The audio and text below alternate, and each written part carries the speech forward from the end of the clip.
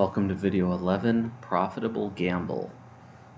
The objective is to create a function that takes in three arguments, probability, prize, and pay, and returns true if the probability times the prize is greater than the pay or the cost to play the game. Otherwise, return false. So this basically tells you whether the game is favorable for you to play or not, that you're more likely to win than not. To illustrate, this is part of the examples that they normally provide. They write one out in text that you can see. You can multiply 0.2 times 50 and convince yourself that that result 10 is greater than 9.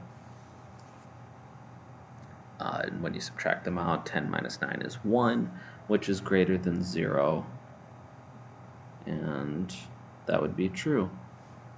And feel free to carry the same examples out and convince yourself of what they're asking you to do. In their notes, they mention basically that the game yields a positive net profit, and I like the variable names that they use down here better than the ones in the coding section, so we'll probably rename those to help. Like even up here, when you read this, it's not quite clear what they're asking you to do, especially this pay. That's a little obscure in my opinion, but over into the code. Well, sorry to drop the answer on you right away there, but in this case you can see they pretty much gave you the answer right here. I felt like the problem would have been more meaningful to omit that, but yeah, that's essentially what I wrote out over here. Let's see, return precisely that. I mentioned that I wanted to clean this up a bit to make it a little more clear what things mean. Let's call that win probability, win amount, double pay, cost to play.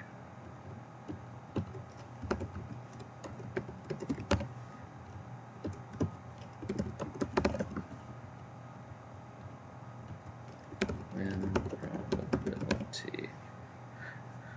So you notice that when I change these parameter names, these are for you to make up, and they help you and your other users understand what the function's doing. In this case, I thought the method name was actually pretty decent, Profitable Gamble. Anyways, I think it reads a lot nicer this way. It's a little more obvious what's going on.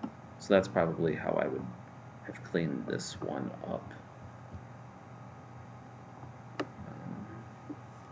Should probably verify that in fact works.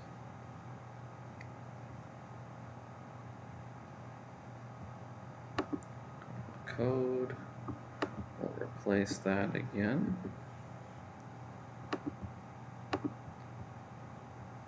And let's check it out. Make sure I didn't make any mistakes. They're easy to do with coding. You'll do it very often. There's nothing wrong with that. And so yeah, it's still happy with this. Again, the emphasis is on writing very, very clean code that's easy to understand right away when you work with it. You want to save those brain resources for all the other things you have to do, and you don't need to make every little battle something where you have to examine and think about things. You want as much of it to flow as you can. So that's the tip for this video. Thanks for watching. We'll see you in the next video.